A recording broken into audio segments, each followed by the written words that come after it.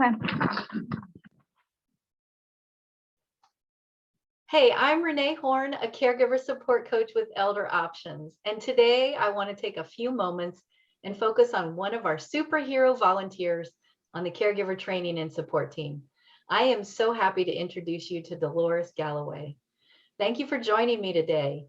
Why don't you start by sharing a little bit about your background, Dolores? Renee, thank you so much. Thank you so much for having me. A little bit about Dolores. Okay. My name, as she mentioned, my name is Dolores Galloway. I am retired. I'm originally from Mississippi. I'm the oldest of 7 siblings. I spent 15 years in the military, so I am a veteran. I'm honored veteran, and just got the opportunity to travel all over the world in the military. I was an instructor while in the military, and I worked in other positions.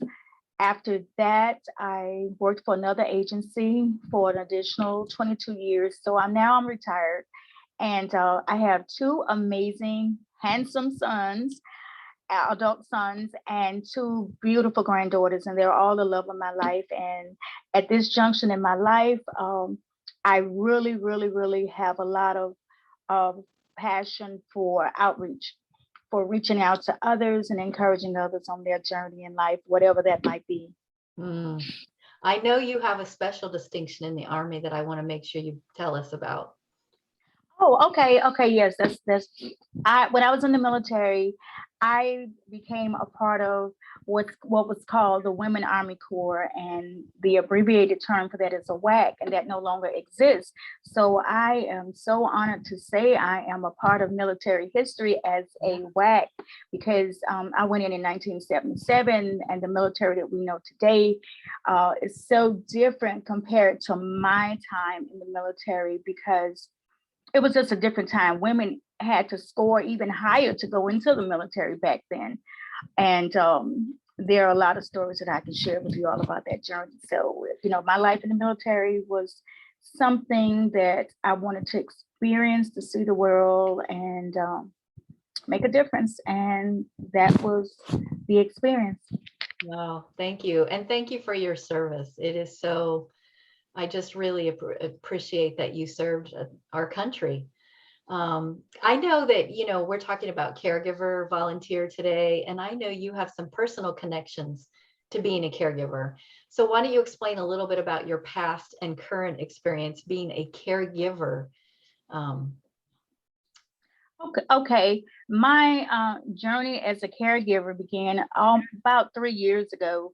I got what I like to call the call, where one of my siblings called me and stated, "Mom needs you to come home and help out with Dad because she's needing some assistance." So, not knowing what that really means, because a lot of times when you're talking to your loved ones over the phone, they sound a certain way, sound like everything is absolutely fine.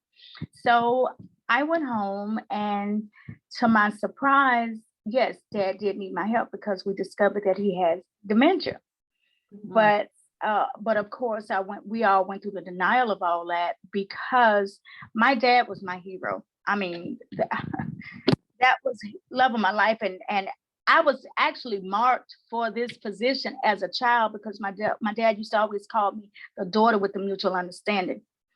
And fast forward, here I am, the daughter with the mutual understanding, being that designated daughter to go back home and now care for the person that cared for me as a child. It was an honor, but I saw it as a labor of love versus being a caregiver. So I didn't have the formalized training that I've received. I didn't have all of the things in a toolbox to know what to use. All I knew was my dad needed me. I'm home, however long it takes. And the military actually prepared me also, because I was a leader and had to make decisions and had to deploy and all those things. So my life journey actually brought me full circle to come back to do what I had to do regarding my family. Yeah. Yeah. Yeah. It's interesting that I thank you for serving your country. And then, fast forward into life, I know you've been serving your family since birth. But to have that special way of serving your dad, I thank you for doing that as well. you know, Dolores brought attention to, you know, being a caregiver is a little different, you know, until she went and saw her dad, because a lot of times, especially people with dementia, they sound fine in public, they sound fine on the phone, but when you're there day to day and see how they're managing in their day to day lives and decisions, it's a little different. So when I'm talking to caregivers, they say, well, this is just what you do. You know, you take care of them. You know, I'm a daughter, I'm a spouse, or, you know, whatever role you're in. And what I ask the caregiver to try to distinguish, you know, what they're doing now, as I say, is this how you were interacting with them and being in relationship with them 10 years ago? You know, how has that changed? And that's where you kind of move into a caregiver. I'm taking care of them in a different way. And, you know, Dolores has already talked about, she didn't have any training. She just jumped in and did it. Now, she did have some experience in her life experience, but we're going to kind of segue into her story a little bit as she moved into being a volunteer. So as a volunteer, you have supported caregivers in some beautiful ways. And I want us to hear a little bit about why you chose to be a volunteer at Elder Options, you know, how that happened and what this work has meant to you. Thank you. You know, it's a very, very interesting story how this all began for me, because after my dad passed away and I come back here to Florida, and I'm in a restaurant one day, and I happened to look over and I saw this young man caring for his grandmother, and it just brought back memories for me with my dad. So I had to introduce myself to them as they were about to leave the restaurant and acknowledge what I observed. But as a result, that was becoming the beginning of my journey as a volunteer, because that young man asked me if we could meet before he went back to New York. So we did. And when we met, I brought all these brochures regarding some things that were being offered at our local center for aging population here in my county, in Marion County. And you would have thought I worked for that agency as well. But as we talked, I saw, you know, that there's such a need for caregivers. This person was a caregiver, but he was a young man. And it just touched my heart because he's doing what I was doing, you know, and I wanted to commend him for it. So as a result of our conversation, he introduced me to one of his relatives that was a caregiver, and that person had a flyer regarding a workshop that Elder Options was hosting in another city. And she registered me as well. We didn't know each other, but she registered me. And this was our first time meeting at that event, that person, his aunt. So as I was sitting there, I felt like I had found my tribe, because the dots were being connected. The workshop, everything that was being expressed was now showing me that I was on the right path. But I'm sitting there thinking, if I knew then what I know now. And when they offered you know, people to volunteer and role playing, you know, I was volunteer for everything they had to offer, because I felt like I'm in my element, and it showed.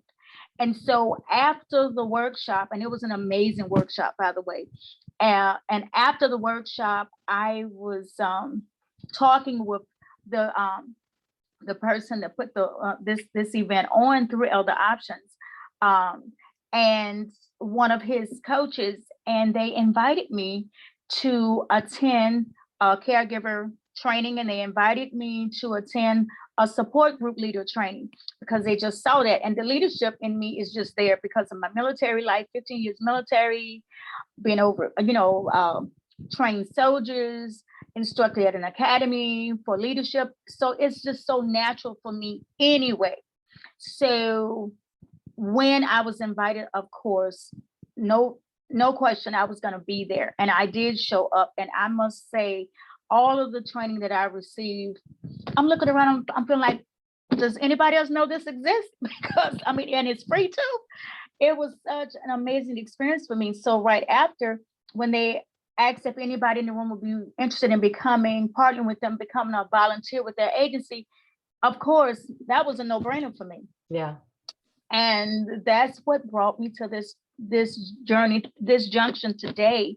And I did become a volunteer, and I did have a support group up until COVID, up Yeah. until COVID hit, because our life changed from that moment. But I'm working on other ways to still, you know, reach out to caregivers, because it caused me to be very compassionate for caregivers, because that's a different world. And some people were volunteered and some was voluntold.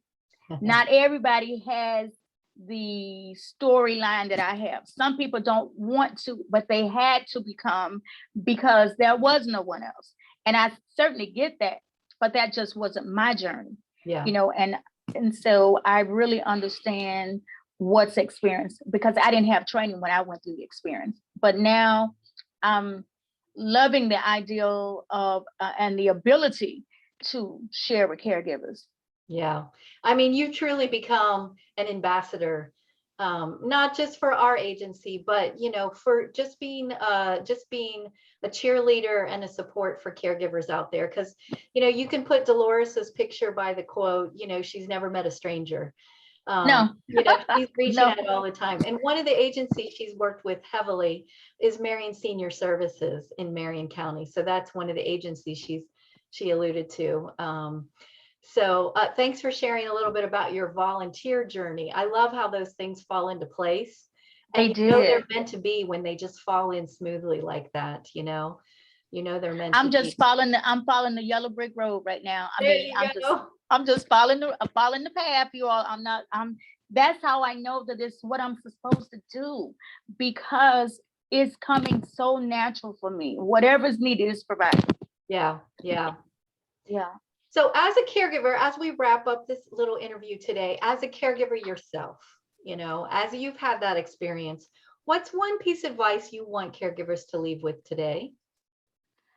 Yes. The if I could leave anything, any little tidbit with the caregivers today, what I would say to those that are listening is to know your worth, as well, because you do have worth and you do have value in what you're doing, and you're being a voice for the voiceless. And if I could leave you with a quote, it would be, to the world, you may be one person to the world, but to one person, that person you're caring for, to one person, you're the world. And when you keep that in mind, it takes on a whole different perspective, because now there's this person that you're their everything. You are their everything. And much is given, much is required. Thank you. Yeah, thank you. That quote was originally said by Taylor Hanson, by the way, if anybody's wanting to look that quote up, but it's a beautiful quote. Thank you for sharing. We want caregivers to figure out that they need to take care of themselves. They need to realize their importance. It's not all about the other person. Exactly. You know, they have to focus on themselves as well. And I feel like that's what you're sharing with them today. So thank you for that. You know, thanks for being with us today, Dolores.